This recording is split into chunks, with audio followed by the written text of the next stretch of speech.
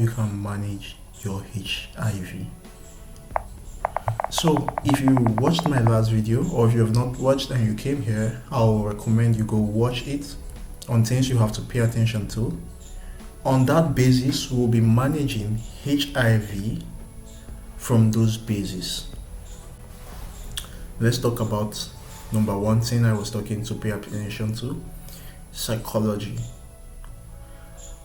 Your psychology, if you're depressed, if you feel bad, I know of course you'll be depressed, you'll be tired, all this illness, oh God, why me? I understand.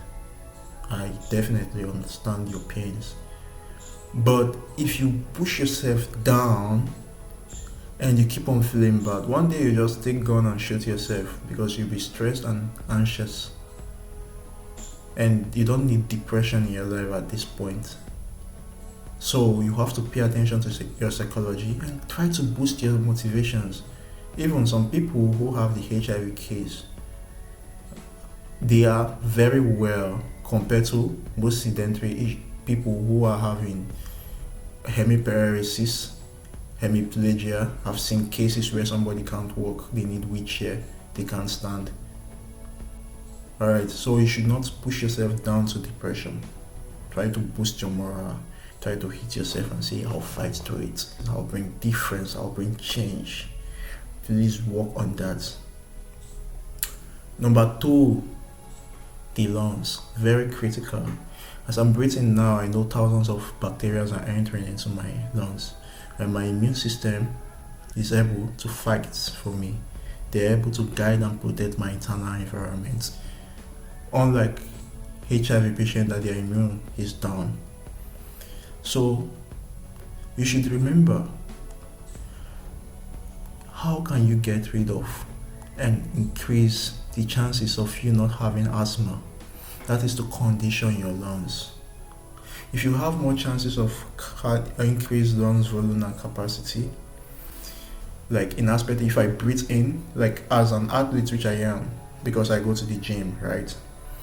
If I breathe in, I can get enough air to my lungs compared to somebody who does not go to gym. My lungs volumes are more increased compared to someone who does not go to gym. So what chances does this give to me? It gives me a chances and advantage in the aspect of, if there's any chance for me to have asthma, more air into my lungs, increased chances of more air taken into the blood vessels and transferred to the muscles where it's needed and utilized, and more chances of, I know once it come, it will go, but more chances of me getting better instead of having chances of asthma. So this is bringing me to another point. I would say you have to do exercise. Now, the aspect I told you to pay attention to, psychological issues. If you're having anemia, blood vessels, pay attention to blood vessels, cardiac issues, pulmonary and cardiac and pulmonary in combination, I would say.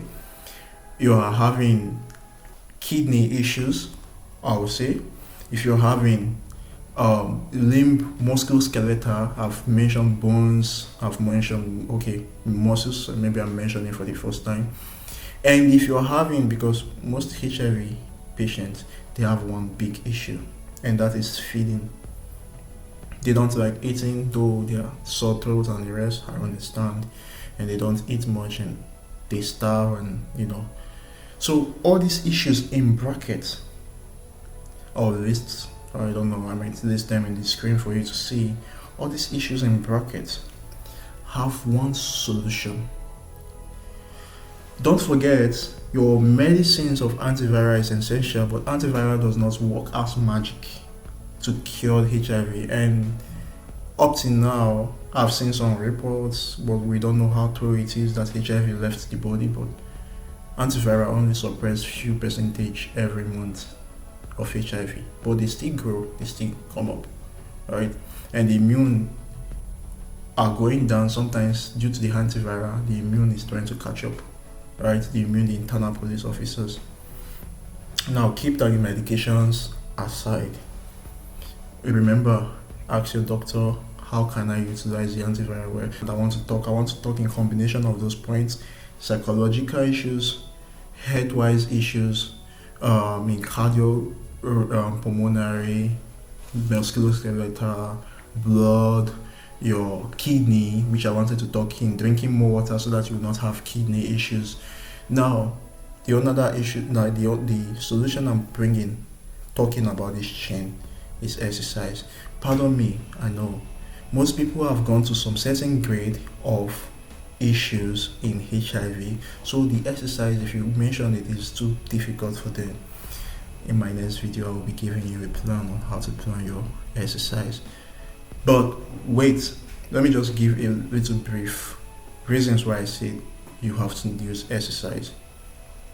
You have to use exercise because if you use exercise for the lungs, it will give you a strong lungs, increase lungs volume. If your lungs is small and shallow, exercise will expand it.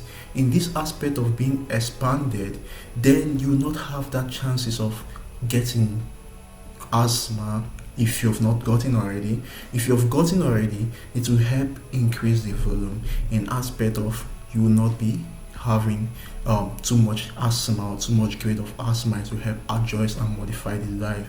Exercise helps in the psychology. It causes you to feel fatigue and you go sleep, and sleep is a very important medicine when it comes to stress and anxiety. If you sleep and you wake up, you feel bit relaxed and calm. So exercise plays those roles, and exercise in other chain is coming to the aspect of increasing metabolism rates. If you're doing exercise continuously, you feel the need to eat more, and I promise you, you get strong bone. And remember, if you're eat something very essential and nutritious because you need more nutrients, like calcium. You need more nutrients of calcium.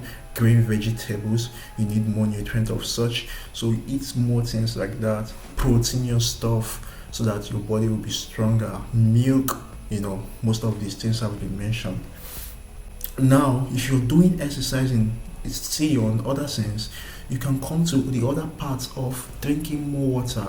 And if you're using antiviral, you don't want to have kidney issues, right? If you drink more water, it will help you. So exercise will help you increase the need to drink more water, right? Especially if you're doing it during the summertime, even in the winter time, you need more water. All right, let's come down to the other part.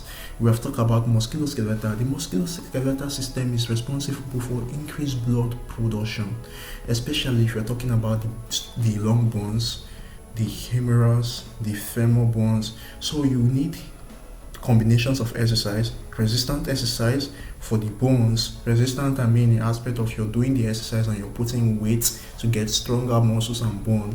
And you need the respiratory exercise. I'll be talking about this in the next video. Do check that out. I'll plan the exercise for you. But let's go on a further note. Now we say you'll be eating now, right?